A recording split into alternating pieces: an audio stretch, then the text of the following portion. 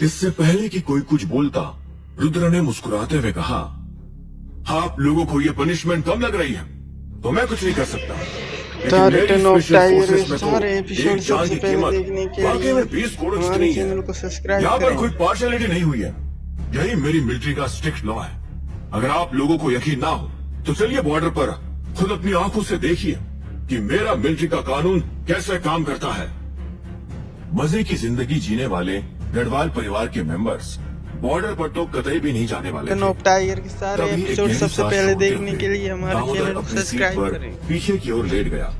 उसने सिगरेट जलाई और लापरवाही से बोला, कमांडर रुद्र ठीक ही तो कह रहे हैं। बॉर्डर के बर्फीले इलाके में जहाँ आए दिन कोई ना कोई घुसपैठ करता रहता है और मिलिट्री हमारी सेफ्टी के लिए साल भर वहाँ कांस्टेंट वॉर में रहती है, ऐसे युद्ध भरे माहौल में तो जान की कीमत सस्ती हो ही जाती है। अगर एक जान लेने की कीमत 20 कोड़े लग रहा है तो आई थिंक इसमें कुछ गलत नहीं है। अपनी फैमिली के लीडर को ही इस तरह की बात करते हुए सुनकर सभी लोगों का जोश बिल्कुल ठंडा पड़ गया। वे समझ गए थे कि दामोदर अभिनव को बचाने के लिए ये बातें कह रहा था, लेकिन फिर भी उसका लॉजिक बिल्कुल ठीक था। लेकिन मैं ये, अम्मा जी ने आखिरी कोशिश करते हुए कहा, लेकिन रुद्र अब भयंकर गुस्से में आ चुका था और बहसबाजी करना नहीं चाहता था। उसने अचानक काउंसिल हॉल की बड़ी सी राउंड टेबल पर एक जोरदार मुक्का मारा, जिससे पूरी की पूरी टेबल 2 टुकड़ों में टूटकर गिर गई। अम्मा जी भी बोलते बोलते अचानक चुप हो गई। रुद्र दांत पीसते हुए बोला, मैंने अभिनव को पहले ही सबसे कड़ी सजा सुना दी है। अब इसके बाद भी किसी को दिक्कत हो तो मेरे सामने आकर खड़ा हो जाए। मेरे पास वक्त बहुत कम है, मैं ये फालतू की बहसबाजी में टाइम वेस्ट नहीं कर सकता।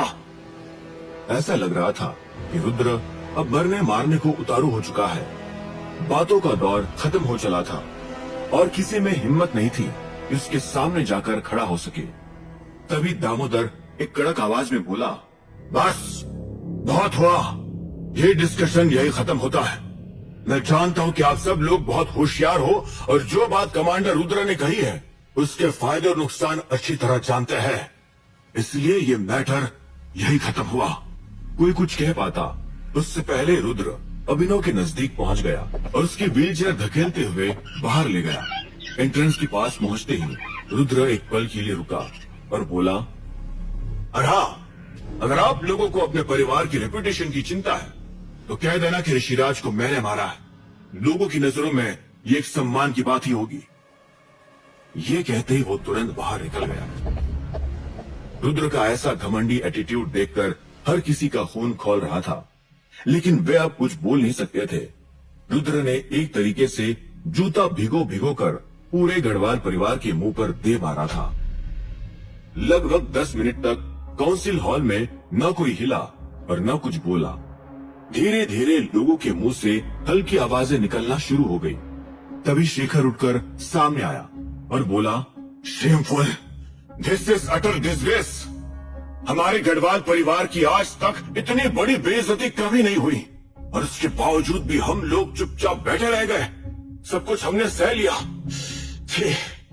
शेखर की आवाज निकलते ही बाकी लोगों में भी हिम्मत आ गई। सभी एक साथ बोल पड़े, हमारा मुंह पूरा कीचड़ में झोंक दिया है रुद्र ने। हमारे घर में घुसकर अभिनव ने हमारे बच्चे को मार डाला और बिना एक खरोच के वो यहाँ से जिंदा लौट गया। हमारी इज्जत तो नाली के सूरों से भी गई गुजरी हो गई है। दामोदर चुपचाप बैठा केवल सुन रहा था। उसे इन लोगों की बकवास से कोई फर्क नहीं पड़ता था। वो मन ही मन बहुत खुश था क्योंकि अभिनव तो सही सलामत लौट ही गया था। तभी अम्मा जी कांपते हुए अपनी कुर्सी से उठी। उसकी आंखों में आंसू थे।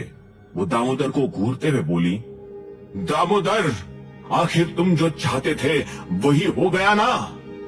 दामोदर मुस्कुराया और फिर जोर से हंसते हुए बोला,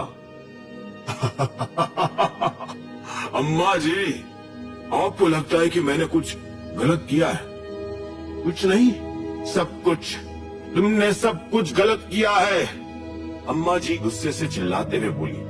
उसने अपने हाथ टेबल पर पटक कर आगे कहा, परिवार का मुखिया होने के नाते तुम्हें परिवार की इज्जत बचाने की पूरी कोशिश करनी चाहिए थी और तुम हो कि अपने खास लोगों को बचाने के लिए पूरे परिवार को कीचड़ में झोंक रहे हो।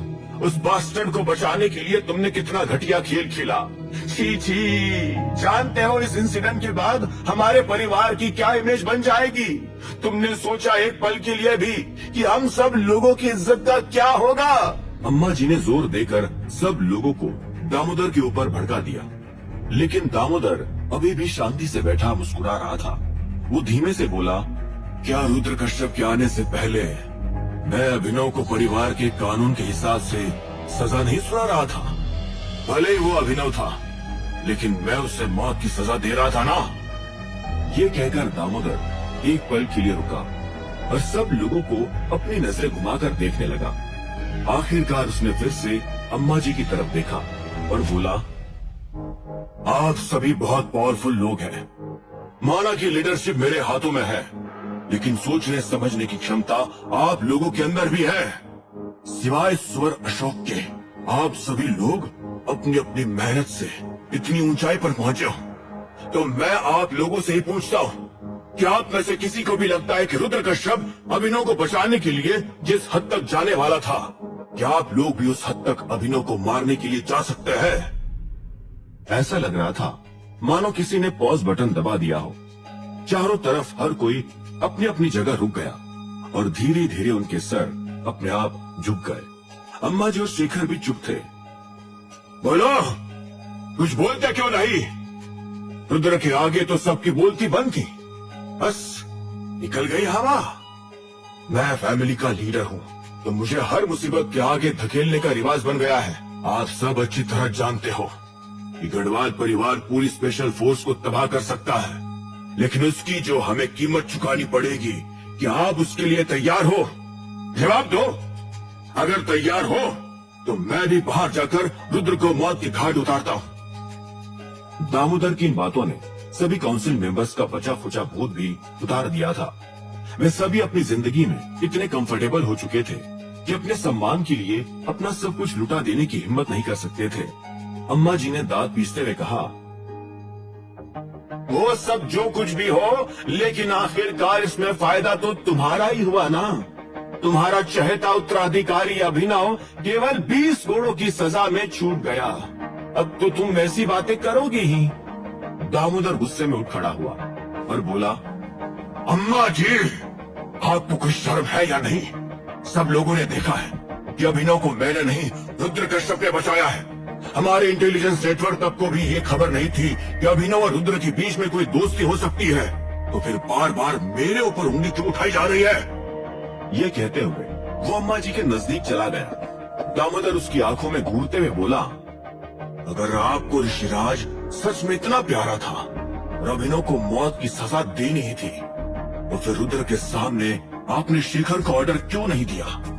गढ़वाल परिवार की पूरी सिक्योरिटी यहाँ मौजूद है, गार्ड्स है, सब लोग मिलकर कर देते रुद्र के ऊपर हमला।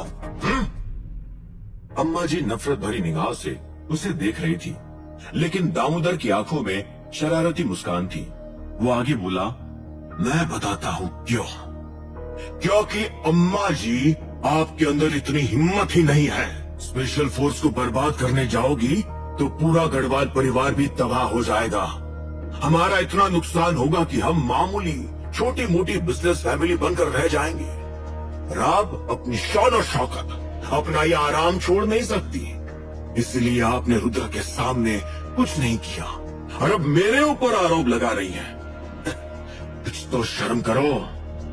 गुस्से की वजह से अम्मा जी का चेहरा बिल्कुल लाल पड़ गया था और उसकी सांसें तेजी से फूलने लगी। उसने बोलने के लिए मुंह तो खोला, लेकिन कोई आवाज ही नहीं आई। अम्मा जी की ये हालत देखकर शेखर आगे आया और बोला, दामोदर जी, ये किस तरह की बात कर रहे हो? अम्मा जी की उम्र देखिए, उसके हिसाब से बात कीजिए, और कुछ नहीं तो अपने रिश्ते का ही लिहाज करिए। वो सौतेली ही सही, लेकिन आपकी माँ है। दामोदर कड़क आवाज में बोला, माँ अपने बच्चों का गला काटने के मौके नहीं ढूंढती।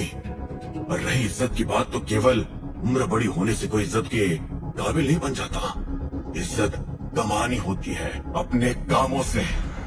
ये सुनकर अम्मा जी और शेखर उसे गुस्से से घूरने लगे, लेकिन दामोदर ने उन दोनों को इग्नोर किया और बाकी काउंसिल की तरफ मुड़कर बोला, ये मैटर खत्म हो चुका है और मैं अब इस बार आगे कुछ सुनना नहीं चाहता। और फिर भी आप लोगों को लगता है कि अभिनव को जान से मार दिया जाना चाहिए, तो फिर एक बड़े वॉर के लिए तैयार हो जाओ। रुद्र और उसकी 3 लाख की सेना के साथ सीधे सीधे वॉर। और अगर लड़ने की हिम्मत नहीं है तो भी वक्त है, होश में आ जाओ। यह कहते हुए दामोदर ने अम्मा जी की तरफ इशारा किया और बोला, अम्मा जी बूढ़ी हो चुकी है, उनका दिमाग पहले की तरह ठिकाने पर नहीं है। लेकिन आप लोग तो समझदार हो, परिवार का भला बुरा समझते हो, फायदा नुकसान देखकर ही कोई फैसला लेना चाहिए। इसलिए जब तक अभिनव के साथ रुद्र है तब तक उसका कोई कुछ नहीं बिगाड़ सकता। इस बात को एक्सेप्ट कर लो। अब इस बात पर मोहर लग चुकी थी कि अभिनव का गढ़वाल परिवार कुछ नहीं बिगाड़ सकता था। वे सभी दामोदर के फैसले के आगे आखिरकार झुकी गए थे। दामोदर ने एक नजर चारों तरफ देखा और फाइनली बाहर की ओर जाने लगा। लेकिन इससे पहले कि वो दरवाजा क्रॉस करता, अचानक अम्मा जी की आवाज गूंजी, दामोदर, तुमने ठीक कहा। जब तक रुद्र अभिनव के साथ है हम उसका कुछ नहीं कर सकते। मैं हार गई, तुम जीत गए, लेकिन ये मामला अभी भी खत्म नहीं हुआ है। एक फैसला अभी भी बाकी है। अभिनव ने जो गुनाह किया है, अगर हम उसके लिए उसे मार नहीं सकते तो कम से कम उसके उत्तराधिकारी का स्टेटस तो उससे छीन ही सकते हैं। अम्मा जी को लगा था कि उसने एक मास्टर स्ट्रोक खेल दिया है। तभी दामोदर जोर से हंस पड़ा और मुड़कर बोला, अम्मा जी, अब आपका सचमुच रिटायर होने का टाइम आ गया है। शायद आप थोड़ी देर पहले की बातें भूल चुकी हो।